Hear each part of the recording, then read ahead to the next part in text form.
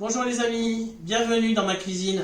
Aujourd'hui nous allons préparer une recette que l'on peut aussi bien manger sucrée que salée. Je parle de la pâte à choux. Pour ça, il me faudra un petit peu de matériel. Bien sûr, il faut un four, une poche à douille, une douille, des emporte-pièces, une spatule, du papier sulfu, vous verrez pourquoi après. Pour faire ma pâte à choux, j'ai besoin de 250 g d'eau, 150 g de farine, 80 g de beurre, 5 g de sel et 4 œufs.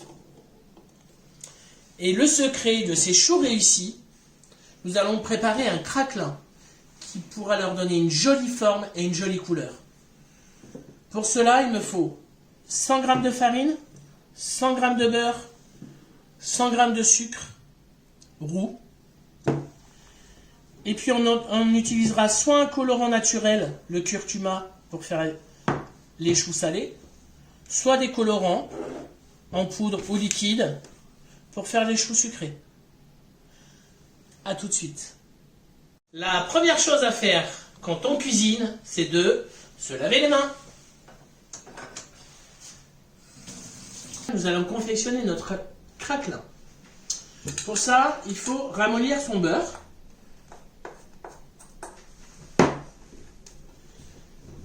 Mélanger avec le sucre et la farine.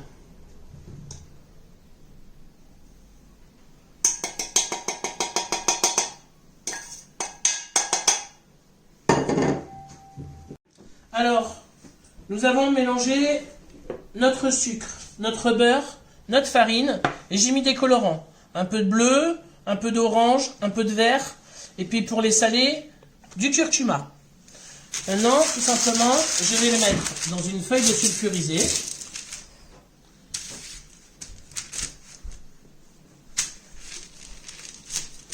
On peut mettre à peu près comme ça.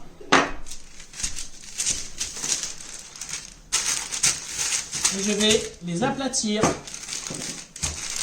à l'aide d'un rouleau.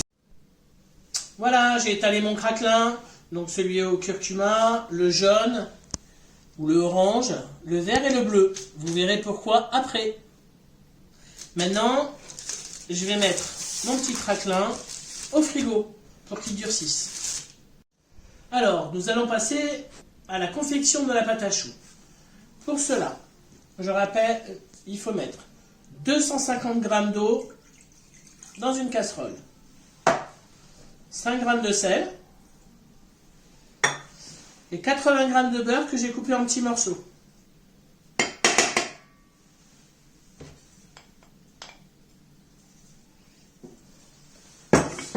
Je vais faire chauffer mon petit mélange sur le feu.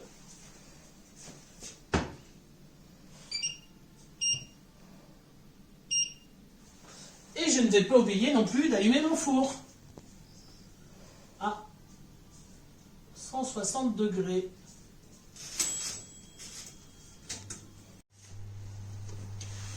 Pourquoi j'ai coupé mon beurre en petits morceaux? C'est pour que l'eau ne s'évapore pas trop, pour que la température de l'eau, le point de fusion, soit atteinte au même moment que mon beurre est fondu.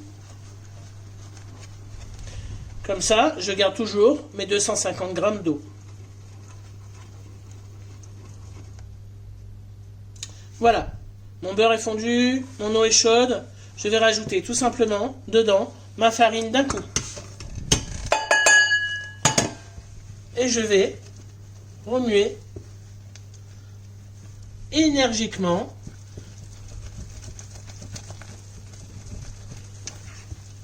qu'il n'y ait pas de grumeaux.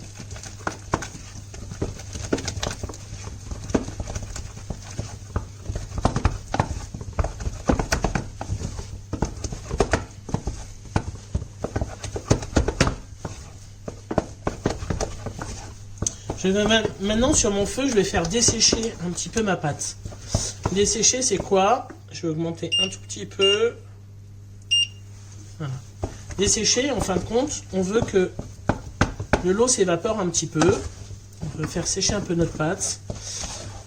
Et pour savoir si je suis bien, déjà je vois que toute cette vapeur qui s'en va, bah, c'est de l'eau. Et je vois aussi au fond de ma casserole qu'une fine croûte se forme. Ça c'est bon signe. Petite croûte. Et que aussi ma pâte soit bien homogène et ne forme qu'une boule. Une belle boule. Quand ma pâte est bien desséchée, je vais la mettre dans un récipient, qu'elle refroidisse un tout petit peu.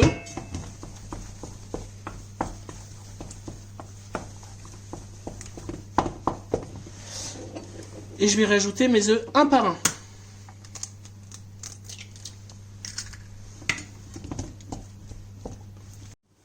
Alors, j'ai mis 3 œufs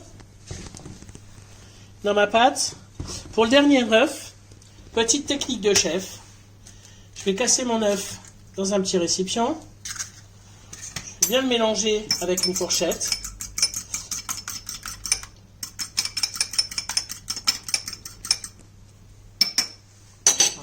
Et je vais rajouter que la moitié. Pourquoi? Parce que moi, je veux une pâte à choux qui se tienne. Si, je sais pas, le jour est pluvieux, si y a un peu trop d'humidité, ma pâte peut être un peu trop molle, si je ne l'ai pas assez bien desséchée, elle va être trop liquide, si je mets les 4 œufs. Donc là, je m'assure que ma pâte soit bien. Pour l'instant, j'en ai mis 3,5. Je vais vérifier en faisant le bec.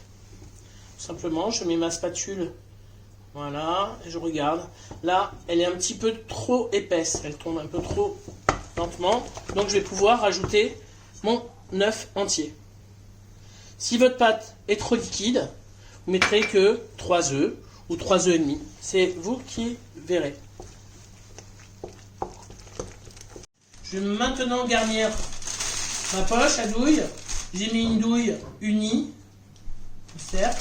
Je vais tout simplement rentrer un petit peu bloqué pour pas que la pâte rentre. Et je vais mettre ma poche dans un petit récipient. Et je vais garnir.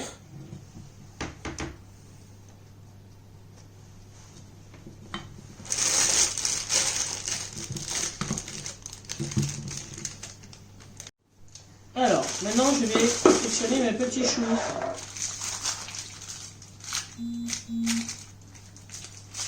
Et tout simplement,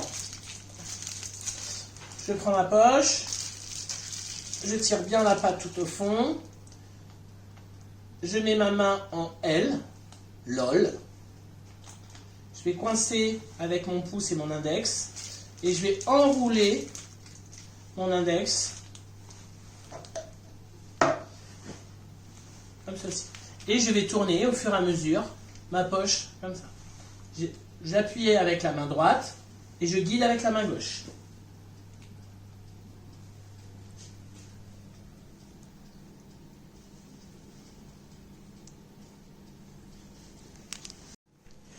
Je rappelle que quand mon chou est prêt, je fais un petit tape de cercle, hop, pour finir mon chou. Pour finir mes choux, mon petit secret, c'est mon craquelin que je sors de mon frigo. Donc, tout simplement, mon craquelin maintenant est bien durci. Je peux le couper à l'emporte-pièce.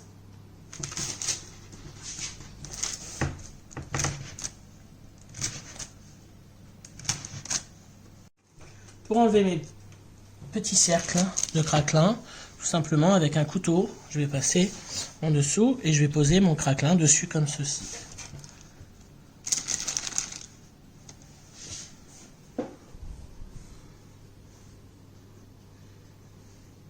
J'appuie doucement pour lui donner une jolie forme, pour que mes choux soient réguliers. Voilà, mes choux sont couchés, je n'ai plus qu'à les cuire maintenant. J'ai mis mon petit craquelin dessus, je n'ai plus qu'à les mettre au four. Donc 170 degrés pendant à peu près une vingtaine de minutes. À moi de vérifier de temps en temps la cuisson. Coucou, mes choux sont prêts? Ils sont bien gonflés. Et là maintenant, je vais finir de les cuire. Pour ça, je vais ouvrir mon four pour que toute la vapeur s'échappe. Et je vais bloquer le four avec une cuillère. Voilà. Comme ça, ils vont continuer pendant 5-6 minutes. Dans ma première vidéo, j'ai caché une petite faute de français. L'avez-vous trouvée? La petite erreur de français, quand on fait des travaux, on peut dire un matériel, des matériaux. Ça se met au pluriel. Par contre, dans la cuisine, on dit un matériel, des matériels. Ça ne peut pas se mettre au pluriel. Et oui, la langue française est un peu compliquée. C'est comme ça cuisine. Mais je suis là, mes amis. Au revoir, à bientôt.